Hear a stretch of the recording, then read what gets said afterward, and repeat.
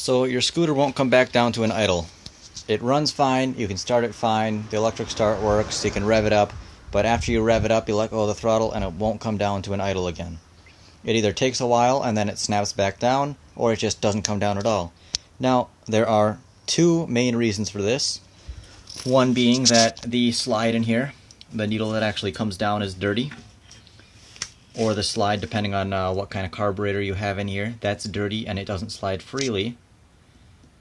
That would be, you take off these two screws. No matter which kind you have, you just take off the screws, clean everything out in there, and then it should slide well.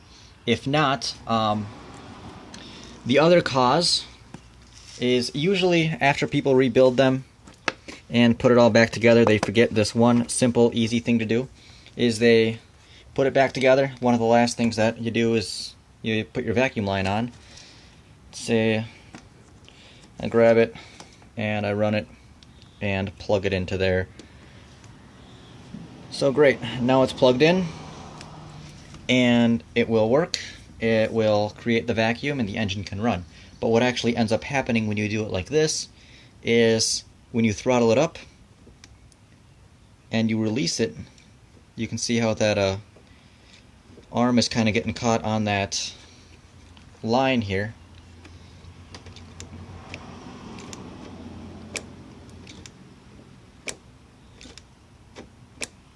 Now mine has actually been sitting in the correct position, so it's bent accordingly.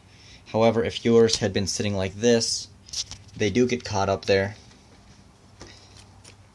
And what can actually happen is they can actually get caught right in there, and then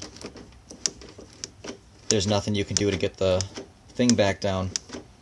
So what you're actually supposed to do is run it outside as far as you can, outside the wires, so you can actually get a good bend in it.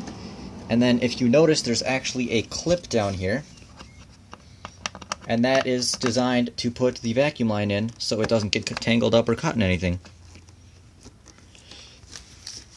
So now we'll run it and put it in the clip, plug it in here, and now it's secured safely out of the way and there's nothing to interfere with your throttle.